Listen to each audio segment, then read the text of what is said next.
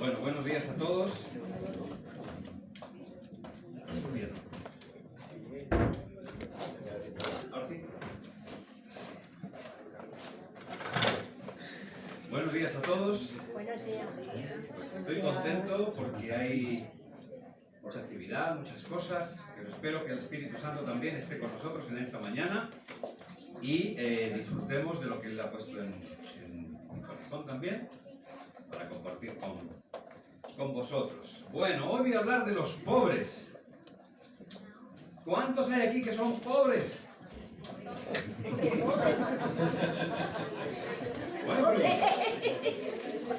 Buena pregunta, Freud. ¿En qué? ¿Te consideras pobre o rico? ¿En qué? Pobre y rico no. Si te consideras pobre, eres bienaventurado, dice la Biblia. Porque la Biblia dice bienaventurados los pobres. Así que si en esta mañana eres pobre, bienaventurado. Y si eres rico, ¿qué pasa entonces con los ricos? Mal, ¿no? Mal. Yo creo que todos en alguna medida nos consideramos pobres. ¿Quién se considera rico en esta mañana? Que levante la mano. Amén. Bueno, bien, fenomenal. Habría un concepto, ¿verdad? Ha dicho Alfredo, ¿en qué somos ricos? Habría que matizar, ¿verdad? ¿En qué somos ricos? ¿Por qué somos pobres? Siempre creemos que somos pobres porque somos los más desgraciados, o somos más desgraciados que otros, o que a otros les va mejor que a nosotros. Pero ¿cuál es el concepto de pobreza? Pues no lo sabemos. Hay un poema de Calderón de la Barca, un escritor español de hace ya un tiempo, bueno, de hace ya siglos. Calderón de la Barca era del año 1500 o por ahí. Y tiene un poema que a mí me gusta mucho, que habla de la pobreza. Dice: cuentan de un sabio que un día tan pobre y mísero estaba, que solo se sustentaba de unas hierbas que cogía. ¿Habrá otro entre sí, decía, más pobre y triste que yo? Y cuando el rostro volvió, halló la respuesta viendo que otro sabio iba cogiendo las hierbas que él arrojó. Quejoso de mi fortuna yo en este mundo vivía, y cuando entre mí decía, ¿habrá otra persona alguna de suerte más importuna? Y piadoso me has respondido, pues volviendo a mi sentido, hallo que las penas mías, para hacerlas tus alegrías, las hubieras recogido. Bueno, es un poema que la primera parte me gusta porque el sabio dice, ¿habrá alguien más pobre que yo? Y cuando vuelve la cara, ve que otro va recogiendo las espigas que va tirando el otro, las sobras del otro, ¿no? Siempre hay alguien más pobre que nosotros. Pero vamos al texto bíblico donde dice que de los pobres es el reino de los cielos. ¿Eres pobre? Si eres rico, mal vas. Ya te adelanto. Estamos en Mateo 5 y es un texto que leímos el otro día en la reunión de oración porque estamos leyendo en Mateo. Y ahí están las bienaventuranzas. Vamos a leerlas para saber de qué estoy hablando y vamos a desmigajar un poquito ahí. Vamos a estar meditando en esta mañana sobre lo que el Señor Jesús comenzó a predicar. Este es su primer sermón. Las primeras palabras en serio, digamos, que dio el Señor Jesús. La primera vez que se puso en público y dio una predicación, un sermón. Y un sermón, pues hasta hoy recordado y su eco nos llega hasta nuestros oídos en esta mañana. Dice en Mateo capítulo 5, viendo la multitud, subió al monte y sentándose vinieron a él sus discípulos. Y abriendo su boca les enseñaba diciendo, bienaventurados los pobres en espíritu, porque de ellos es el reino de los cielos. Bienaventurados los que lloran, porque ellos recibirán consolación. Bienaventurados los mansos, porque ellos recibirán la tierra por heredad. Bienaventurados los que tienen hambre y sed de justicia, porque ellos serán saciados. Bienaventurados los misericordiosos, porque ellos alcanzarán misericordia.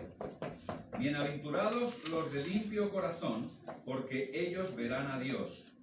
Bienaventurados los pacificadores, porque ellos serán llamados hijos de Dios. Bienaventurados los que padecen persecución por causa de la justicia, porque de ellos es el reino de los cielos. Bienaventurados sois cuando por mi causa os vituperen y os persigan, y digan toda clase de mal contra vosotros, mintiendo. Gozaos y alegraos, porque vuestro galardón es grande en los cielos, porque así persiguieron a los profetas que fueron antes de vosotros. También en Lucas, si queréis tener ahí los dos textos, pues en el capítulo 6, 20, se recoge también estas bienaventuranzas. Dice, y alzando los ojos hacia sus discípulos, decía, bienaventurados vosotros los pobres, porque vuestro es el reino de Dios. Bienaventurados los que ahora tenéis hambre, porque seréis saciados. Bienaventurados los que ahora lloráis, porque reiréis. Bienaventurados seréis cuando los hombres os aborrezcan y cuando os aparten de sí, y os vituperen y os desechen vuestro nombre como malo por causa del Hijo del Hombre.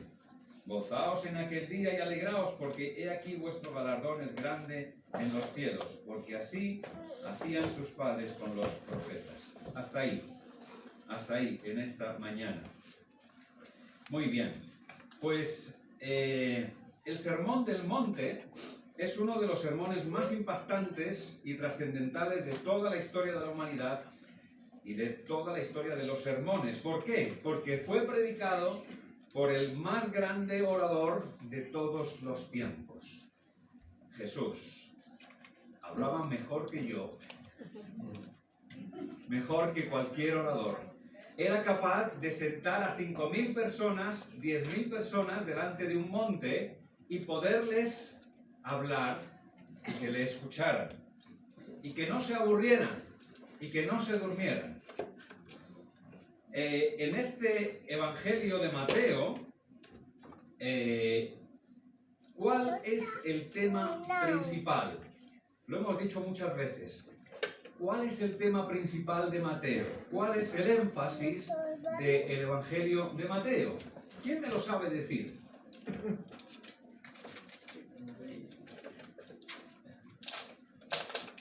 Lo preguntaré de otra manera. ¿Qué es lo que más se repite en el libro de Mateo? El reino de los cielos se ha acercado.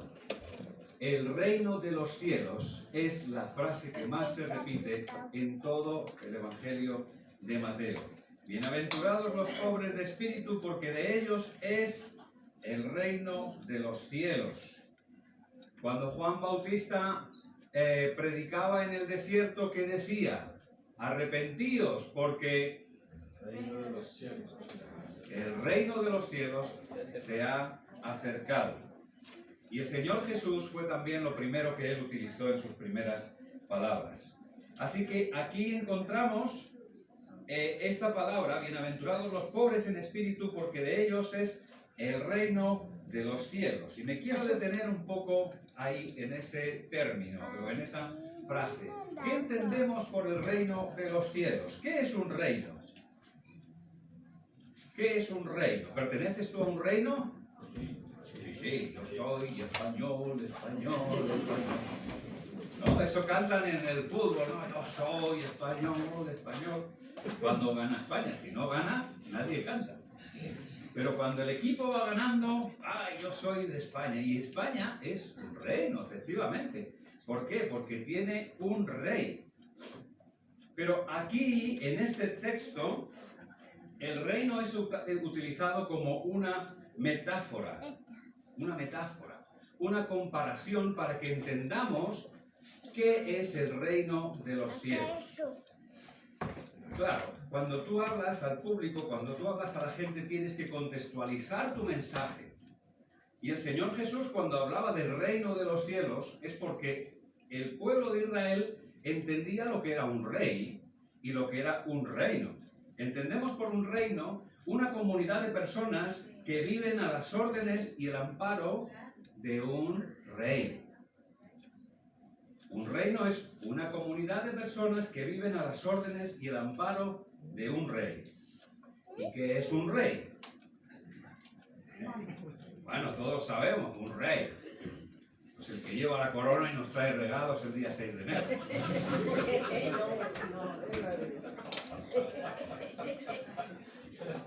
Un rey es una persona, o por lo menos es lo que el pueblo de Israel entendía, es una persona que vela por la seguridad de la comunidad, defiende los derechos de esa comunidad, establece leyes, es decir, legisla, e imparte justicia y resuelve conflictos. Básicamente, de eso tiene que ocuparse un rey o un reinado. Son tres cosas importantes. Velar por la seguridad. Nuestra Constitución eso lo refleja, y lo refleja en tres palabras importantes. En nuestro país tenemos un poder ejecutivo, un poder legislativo y un poder judicial. Muy mal. Aquí hay gente que se ha leído la Constitución y eso está muy bien. Efectivamente, esas tres cosas son importantes para los ciudadanos. Y es lo que los ciudadanos esperan de alguien que les gobierna. En España hay un rey, efectivamente, pero el rey delega sus funciones en tres poderes. El poder ejecutivo, que lo tiene el gobierno, el poder legislativo, que lo tiene el Senado y el Parlamento, y el poder judicial, que lo tienen los jueces. Así que esas tres cosas son importantes para que a nosotros nos vaya bien. Al referirse el Señor Jesús al reino de los cielos, está comparando el reino que la gente conoce con un reino especial. Está contraposicionando una cosa con otra para que entendamos qué es un reino y cuál es el reino que nosotros queremos estar. Jesús hace una diferencia entre el reino de los cielos y el reino de la tierra. Hay dos reinos, el reino de este mundo y el reino de los cielos. ¿A cuál quieres pertenecer tú? ¿A cuál perteneces? Bueno, yo quiero pertenecer al reino de los cielos, claro, por supuesto, por eso estamos aquí en la iglesia. Porque esta iglesia es una embajada del reino de los cielos, o debería serlo. Eso es uno de los principios que tenemos que tener aquí. Esta iglesia, este lugar, es una embajada del reino de los cielos. Un embajador es el representante del rey. ¿Y qué ocurre en el reino de este mundo? Dios advirtió al pueblo de Israel cuando el pueblo de Israel pidió un rey. Hubo un tiempo cuando Israel no tuvo rey. No había reyes en Israel. Había profetas y había gobernantes y a algunos se les llamó jueces en el pasado, pero no había rey. Y en el tiempo de los jueces la Biblia dice que cada uno hacía lo que bien le parecía. Y un día el pueblo de Israel se planta ante Samuel y le dice: oye, queremos un rey. ¿Qué queréis un rey? ¿Por qué queréis un rey? ¿Están desatendidas vuestras necesidades? ¿Tenéis algún problema? No, pero queremos un rey como las otras naciones. Y eso ofendió a Dios. ¿Queréis un rey? Porque queréis ser como los demás. Las demás naciones no tienen un Dios real y vivo como soy yo. ¿Para qué queréis un rey? Y Samuel va delante de Dios y le dice: Señor, me han pedido un rey. ¿Y qué le dice Dios? Dáselo. ¿Quieren un rey? Dales un rey. Que tengan un rey. ¿Y a quién les pongo? Pues busca uno que sea bueno. Así que, ¿qué hace Samuel? Mira entre la gente y ve a uno que llega y dice, este es alto, guapo, fuerte, este es el rey. Y así era Saúl, alto, fuerte y guapo. Y le pone de rey. Y ya sabemos cómo fue Saúl. Saúl fue un mal rey. Dios advirtió al pueblo de Israel, ¿queréis un rey? Muy bien, os voy a dar un rey. Pero que sepáis una cosa, los reyes terminan corrompiéndose y terminan enseñoreándose de los súbditos. Y eso ha sido la historia de la humanidad hasta el día de hoy. ¿Cuál es el problema hoy del reino de este mundo? Que los reyes se enseñorean de los súbditos. A veces no los defienden, a veces no imparten justicia, a veces incluso pues se sirven de su puesto para tener privilegios que de otra manera no tendrían. Pero Jesús nos presenta otro tipo de reino. ¿Cuál es el reino que nos presenta Jesús? El reino de los cielos, donde hay leyes que protegen, porque el Señor da leyes justas, que protegen, que ayudan, que traen paz. El Señor dijo, mi paz os dejo, mi paz os doy. Yo no la doy como el mundo la da, Yo la doy de otra manera, porque mi reino no es de este mundo, como le tuvo que decir a Pilatos. Es curioso la preocupación que tuvo Pilatos con, ¿cómo que dicen que eres rey? ¿Pero tú quién te has creído? Perdona, Pilatos, mi reino no es de este mundo. Ah, bueno. Qué alivio sintió Pilatos cuando Jesús dijo, mi reino no es de este mundo. Mi reino es el reino de los cielos. Los cielos van por otro camino. Y ese rey, cargado de orgullo y de vanidad, dijo, pues entonces puedo quedar tranquilo. Si no me vienes a quitar el puesto, mira, haz lo que te dé la gana. Hay un rey en Jesús que resuelve los conflictos del alma y de los hombres con el amor. Y hay un rey que imparte y ejecutará justicia justa y verdadera. Un reino donde no hay tristeza, dice la Biblia, ni dolor, ni injusticia, ni mentira, ni egoísmo. ¿Tú quieres pertenecer a ese reino? Amén. Sí, yo quiero, claro. El reino de los cielos, yo quiero estar. Ok, ya sabemos cómo es el reino de los cielos.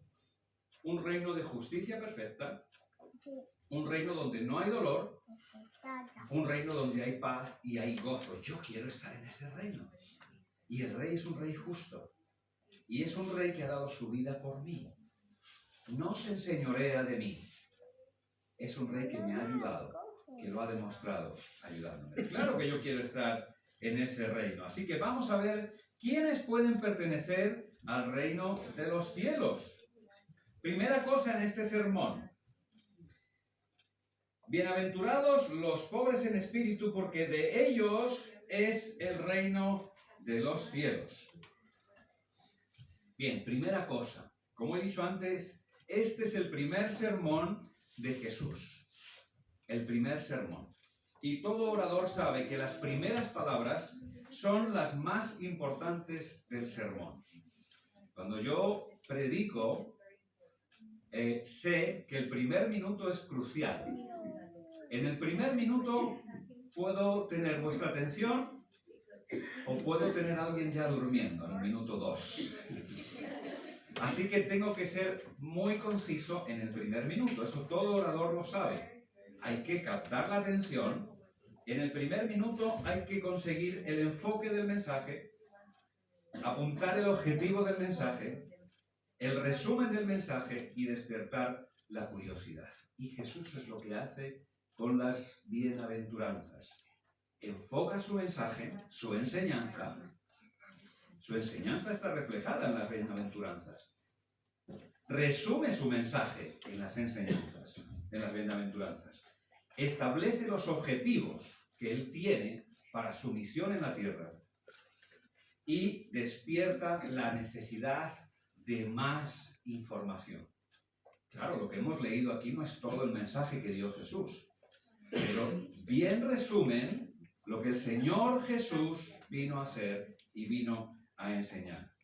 Por tanto, las bienaventuranzas no son mandamientos. No, no.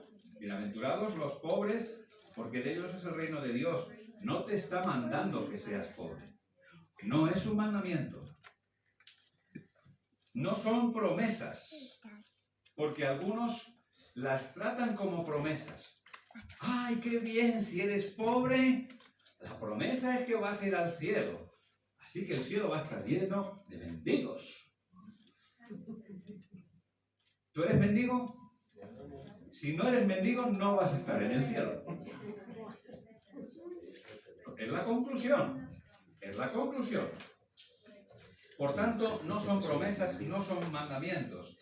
Son una descripción de la condición y la actitud del que quiere pertenecer al reino de Dios. Repito, son una descripción de la condición y la actitud del que quiere pertenecer al reino de Dios.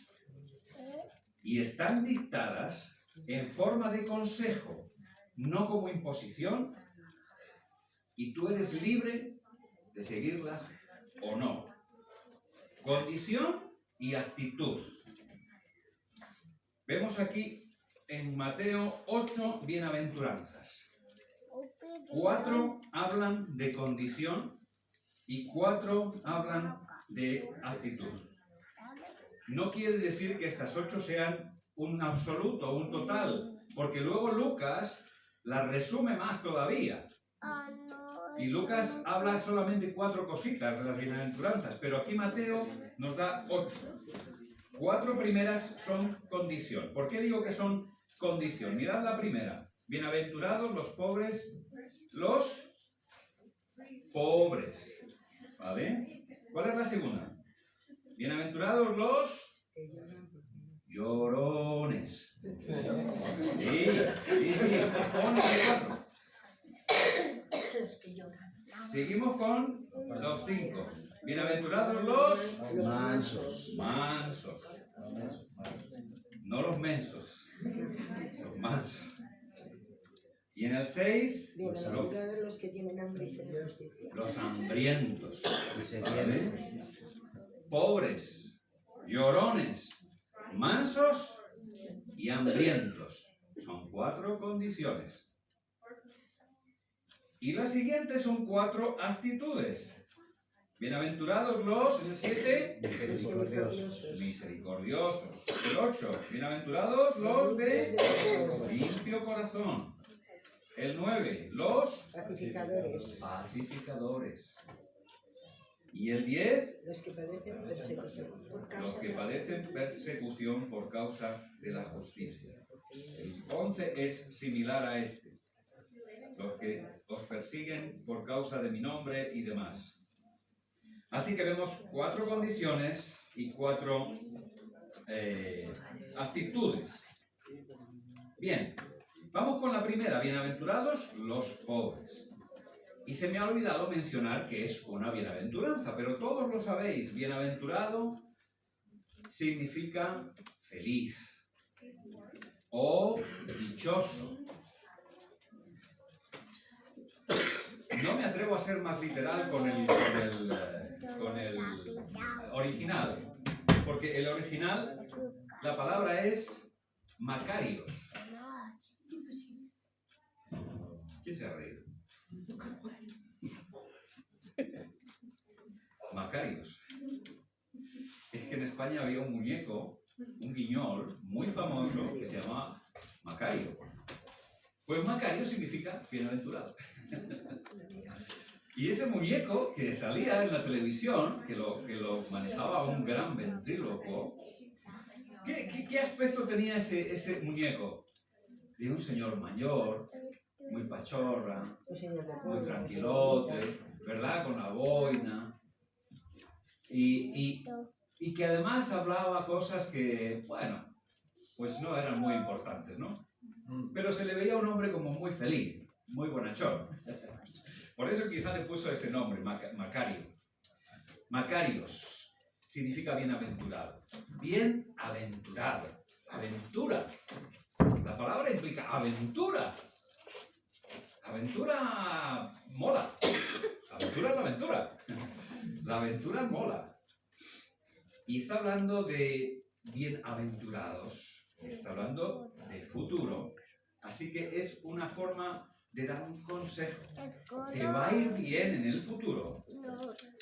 Te va a ir bien en el futuro si eres pobre, si eres manso, si eres todas las demás cosas. No es una imposición. Es un consejo. Te va a ir bien. Y si no eres de estas cosas, pues a lo mejor no te va tan bien. Así que son en forma de consejo. Los pobres, y aquí voy a explicar qué es un pobre. Oh, Carlos, que ya sabemos lo que es un pobre. Que sí, un pobre. Un pobre es alguien que carece de lo necesario. ¿Ok? ¿Estamos de acuerdo? Un pobre es el que no tiene dinero para comprar un Ferrari.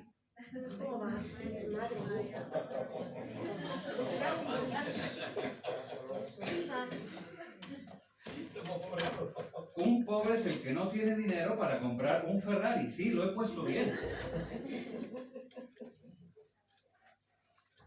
¿Si te haces pobre al comprar el Ferrari?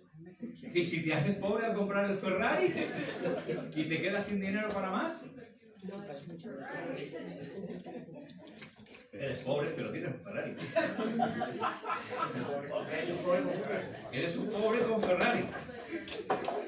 Hay tantos pobres que tienen un Ferrari. Y qué alivio nos da eso, ¿eh? Es tan pobre que solo tiene dinero. ¡Qué bien! Yo soy rico porque tengo el otro 1%. Bien. Pues hay gente que tiene un Ferrari y se considera pobre. Es que la pobreza es muy subjetiva. ¿Te sientes pobre? ¿Tú eres pobre? Recuerdo una frase que me dijo mi padre. Mi padre siempre dijo, yo soy rico. Mi padre se consideraba rico. Pero yo veía a mi alrededor y no veía más que poca cosa en mi casa. Todos mis amigos tenían más cosas que nosotros. Yo nací en una casa muy pequeña, en un barrio un poquito más arriba aquí de la iglesia. Era el barrio más humilde de Segovia. Los que conocéis Segovia, pues Santa Eulalia. Santa Eulalia es el barrio más... Ahora no, pero cuando yo era niño era el barrio más pobre. Y vivíamos... Bueno, Araceli sabe y los demás. Y No, vivíamos pero yo creo en que una... era el obispo Quesada, donde habías nacido tú. No, yo nací en los bloques de Moisés López, Ya, aquí en Caño Grande. sí. Y son unos pisos que aún existen, ¿eh? Y hay gente que vive ahí. Sí.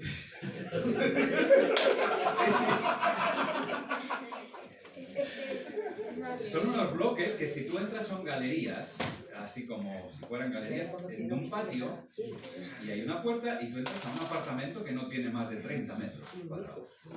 Y ahí vivíamos mi padre, mi madre, mis 3 hermanos, y cuando yo nací ya éramos 4, más mi abuela.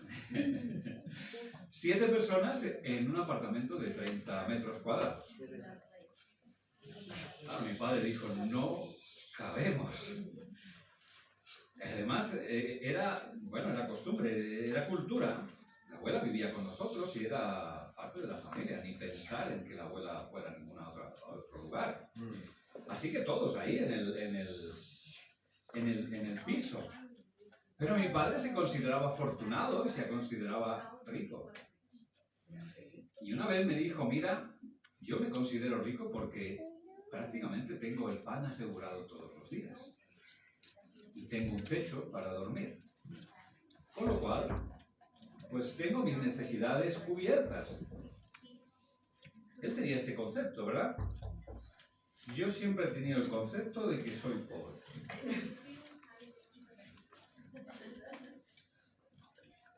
Tengo 3 coches, ¿eh? Pero no tengo carne. 3 coches tengo.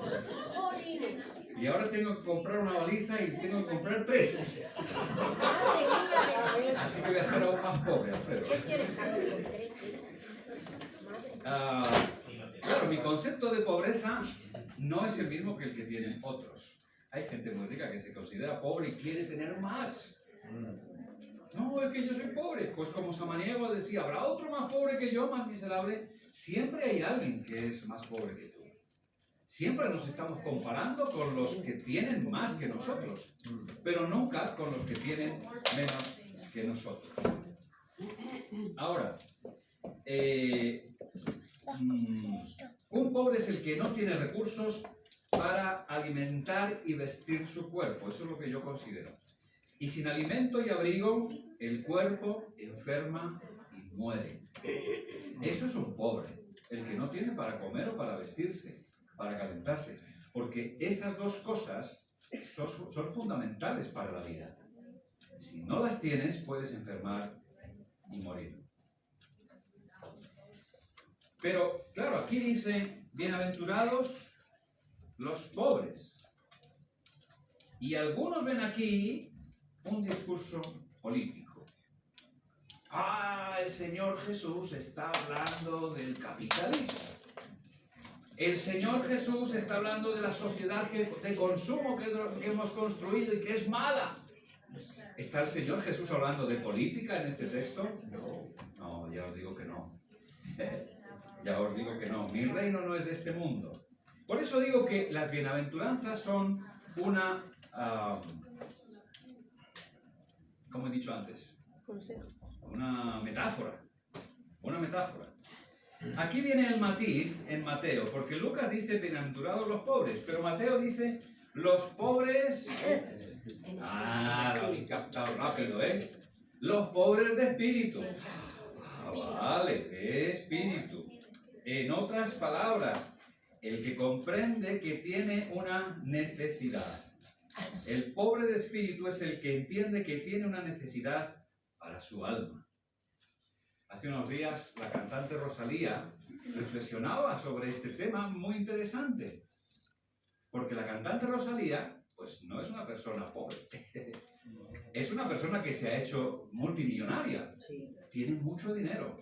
Tiene dinero, tiene fama, le va bien sentimentalmente. Es una persona completa en todos los sentidos que pudiésemos desear como personas. Es el modelo para los jóvenes. ¿Quién no quiere ser como Rosalía? Alfredo,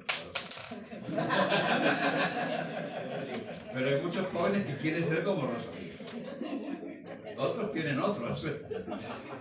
Pero ella decía, creo y estoy convencida que me falta algo. Y creo que es más bien un tema espiritual. Hay un hueco en el corazón del hombre que solamente Dios puede llenar. Hay cosas que el mundo no te sacia. Puede saciar tu necesidad física, emocional, social, pero la necesidad del espíritu, solo Dios la calma. Y cuando uno tiene necesidad, ¿qué hace? Busca. Pide. Los mendigos piden. Y llaman. Por favor, ayúdame. Eso es un pobre de espíritu. El que sabe que tiene una necesidad, busca, pide y llama. ¿Qué dice la Escritura? Al que busca, halla. El que pide, se le dará, recibe. Y el que llama, se le abrirá. ¿Qué necesidades tienes tú? El hombre natural pretende que el reino de este mundo cubra sus necesidades, pero hay necesidades que no te va a cubrir. Las cubre el Señor. En el mundo tendréis aflicción, pero confiad, yo he vencido al mundo. Mi paz os dejo, mi paz os doy. El fruto del Espíritu que es, Juanma, amor, gozo, paz. Paz, benignidad. Ay, esas cosas las que uno quiere, de las que uno es pobre, pobre de espíritu. Yo quiero esas cosas, necesito esas cosas. Así que los pobres de espíritu son aquellos que necesitan estas cosas. ¡Ay, qué alivios, hermanos! Que no está diciendo que tenemos que ser tan pobres que tengamos que ir mendigando por las calles para ir al cielo. ¡Amén! ¡Ay, qué bien, qué alivio!, ¿verdad? ¿Eres pobre o eres rico? Soy pobre, dice así. Pero ¿eres pobre de espíritu? ¿Eres pobre de espíritu? ¿Necesitas o no necesitas? Bueno, algunos piensan, no, bueno, sí, yo necesitaba, pero ya el Señor me hizo rico, amén. Aleluya. Ay, qué bien, no tengo que ser un mendigo, puedo ser rico y a la vez pobre de espíritu. El mundo de la autosuficiencia.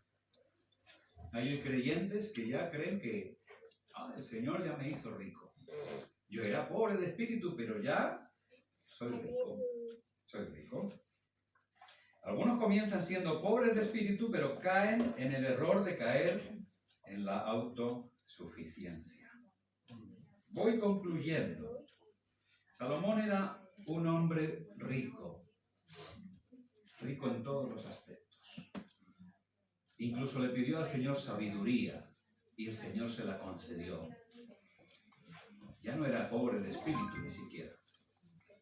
Pero el Salomón, en los últimos años de su vida, se alejó del Señor.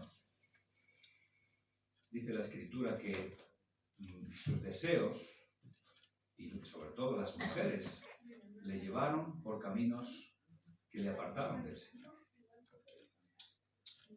Fue pobre, se hizo rico espiritualmente, pero volvió a ser pobre. Y tú y yo, a lo mejor estamos confiados de que ya somos ricos, porque el Señor ha cubierto nuestras necesidades espirituales. Te voy a hacer un test para terminar. ¿Tú eres un cristiano ya autosuficiente? ¿Ya te has enriquecido? ¿O sigues teniendo necesidad de cosas? No lo sé, Carlos. ¿Qué quieres decir?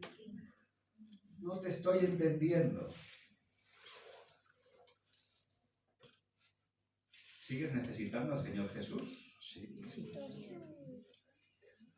Te voy a hacer un test. Igual no lo apruebas. ¿Qué necesidad tienes de orar?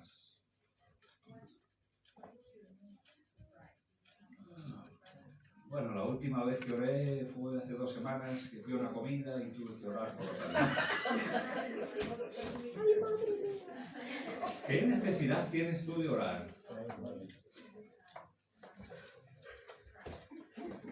Me voy a poner duro. Tenemos una reunión de oración los jueves.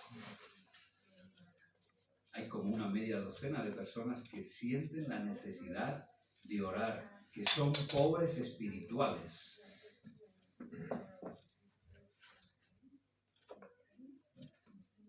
¿Sigo con el test o lo dejamos ahí? ¿Qué tengo que recortar? Me ha dicho Juan. El pobre en espíritu es el que sabe que todavía tiene necesidad de orar. El pobre de espíritu es el que tiene necesidad y sabe que tiene necesidad de leer la Biblia. ¿Cuándo es la última vez que has leído la Biblia tú solo? ¿O esperas al culto para leerla? El pobre de espíritu es el que sabe que todavía tiene necesidad de una iglesia y de un pastor. No, yo no necesito iglesia porque yo ya soy rico en espíritu. Yo ya miro por YouTube y la IA las cosas que necesito espiritualmente. El pobre de espíritu es el que sabe que todavía tiene necesidad de pedir perdón y de perdonar. ¿Tienes tú esta necesidad? Que ya se te pasó. Ya no pides nunca perdón a nadie. No, perdón a mi esposa y ya, bueno, todos los días discutimos y no hace falta pedir más perdón, ya sabemos cómo son. El pobre de espíritu es el que sabe que todavía tiene necesidad de quebrantar su corazón. El pobre de espíritu es el que sabe que tiene una necesidad de compartir su experiencia con Jesús. ¿Cuánto hace que no compartes tu experiencia con Jesús con alguien? ¿O es que tu conversión no fue nada en tu vida? Hay gente que dice, no, yo una vez encontré al Señor Jesús y me cambió la vida. Y se lo cuenta a sus amigos, a sus vecinos, a su familia. Y tiene conflictos por eso. ¿Cuándo es la última vez que has compartido, has tenido la necesidad de compartir el gozo que te ha dado el Señor? A lo mejor nos hemos acomodado. A lo mejor nos hemos vuelto ricos. Y no nos hemos enterado. Así que mirad cómo termina Lucas, y termino con estos versículos. Lucas en el capítulo 6, cuando termina las bienaventuranzas, el Señor dice, Lucas 6, 23, gozaos en aquel día y alegraos, porque he aquí vuestro galardón es grande en los cielos, porque así hacían los padres con los profetas. Mas ay de vosotros, ricos, porque ya tenéis vuestro consuelo. ¿Está hablando a los ricos que tienen dinero? O a los que ya se han acomodado, como el pueblo de Israel se había acomodado. Y decían, no tenemos necesidad de profetas, ya no sabemos todo el Antiguo Testamento. No vengan más profetas. Ay de vosotros ricos, porque ya tenéis vuestro consuelo. Ay de vosotros los que ahora estáis saciados, porque tendréis hambre. Ay de vosotros los que ahora reís, porque lamentaréis y lloraréis. Ay de vosotros cuando todos los hombres hablen bien de vosotros, porque así hacían sus padres con los falsos profetas. Vamos. Ahí lo dejo. Espero que sea de reflexión para todos. Bienaventurados los pobres en espíritu, porque de ellos es el reino de los cielos. Si tú te crees que eras un pobre y que ya el Señor te ha saciado tanto que no necesitas más, te has vuelto un rico. Y a lo mejor no es tuyo el reino de los cielos, porque es para los pobres en espíritu. El Señor te bendiga en esta mañana.